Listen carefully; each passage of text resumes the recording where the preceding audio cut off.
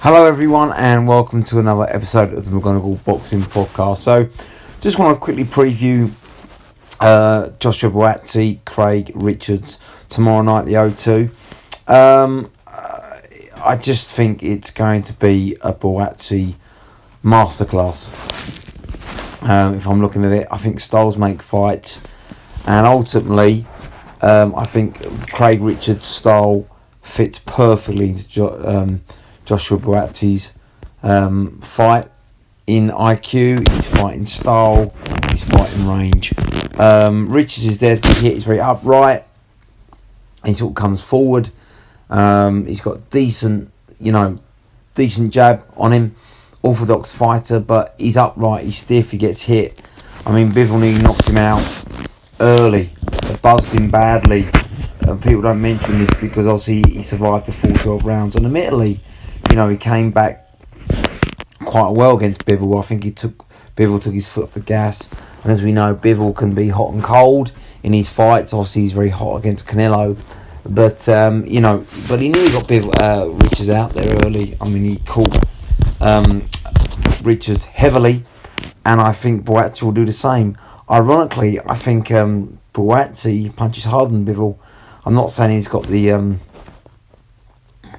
he's got the foot speed or the hand speed of Bivol, but he's got more pop on him, and I think that's been evident in a lot of his fights, especially with his last couple where he's really put on a master class, and got the job done against Blotniks and Dos Santos, especially vicious knockout.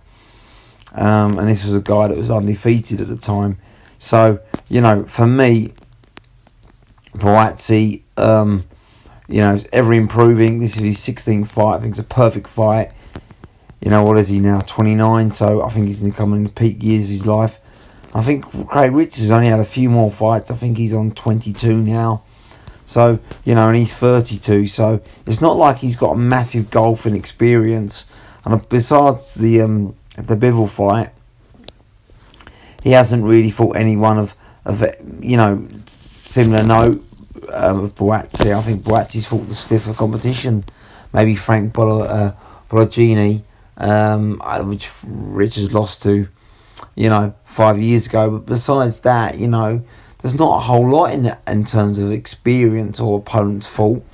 I think Blotniks is probably the best fighter out of everyone besides Bivol. So, and that was Buatsi's opponent. So, I just think Buatsi, is very slick, very calculating. And Richards might jab his head off for the first round or two.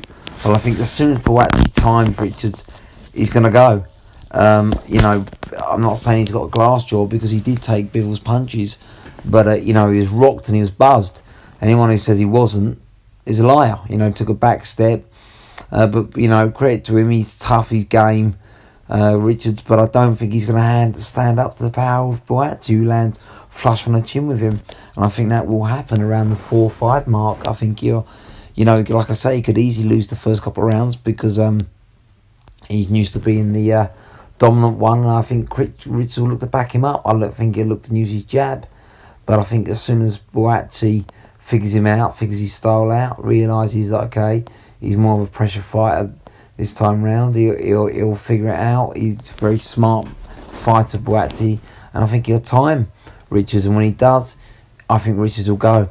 I think it's a round 4, round 5 KO for Buatsi. Heavy right hand, a bit like he did Dos Santos for.